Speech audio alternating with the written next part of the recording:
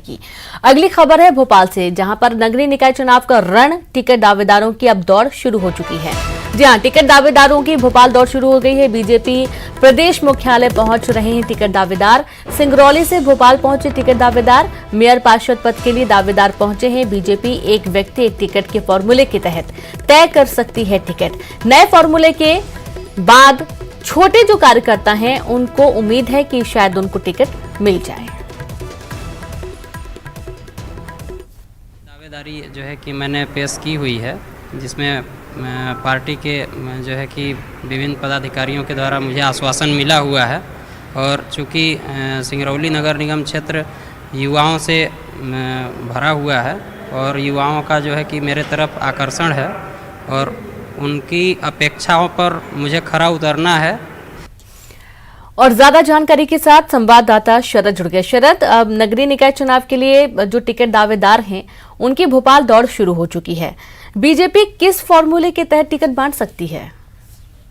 देखिए, बिल्कुल, क्योंकि नगरीय निकाय चुनाव का भी ऐलान हो गया है, तारीखों का भी ऐलान हो गया है, तो फिर जो दावेदार हैं वो भोपाल दौड़ लगा रहे हैं टिकट की आस में। जहां तक बात टिकट के क्राइटेरिया की है, तो बीजेपी के जो राष्ट्रीय अध्यक्ष हैं जेपी नड्डा हाल ही में भोपाल और जबलपुर के दौरे पर आए थे और एक लाइन उन्होंने सीधे तौर पर क्लियर कर दी थी कि चाहे नगरीय निकाय के चुनाव हो या आने वाले विधानसभा के चुनाव हो, उनमें टिकट का जो क्राइटेरिया है वो सिर्फ पार्टी का कार्यकर्ता ही रहेगा। किसी तरीके से जो नेता पुत्र हैं उन्हें या पुत्री हैं उनको टिकट मिलने की उम्मीद नहीं है। वो संगठन में काम करें।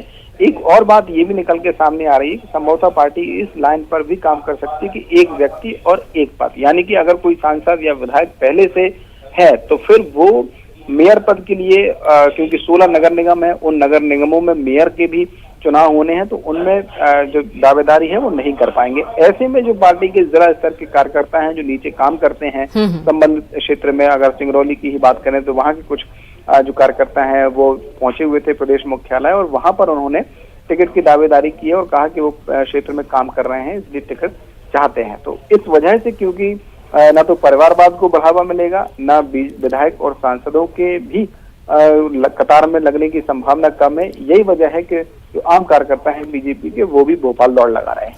और इससे ये भी हो सकता है शरद कि कुछ नए चेहरे भी सामने आएंगे, नए लोगों को मौका मिलेगा। बिल्कुल हो सकता है, क्योंकि जो पार्टी की ओर से सूत्रों के मुताबिक जानकारी मिली है उसमें केंद्रीय नेतृत्व भी यही चाहता है कि जितने भी खास तौर से नगर निगम है, 16 नगर निगम, उनमें नए चेहरों को मौका दिया जाए। तो संभव है कि सभी 16 जो नगर निगम है उनमें नए चेहरे नजर आ सकते हैं। अभी भी जो मौजूदा पिछला जो चुनाव की अवधि खत्म हुई उनमें सभी 16 नगर निगम में बीजेपी का ही प्रभुत्व कायम था। जी बिल्कुल, बहुत शुक्रिया आपका शरद तमाम जानकारी के लिए।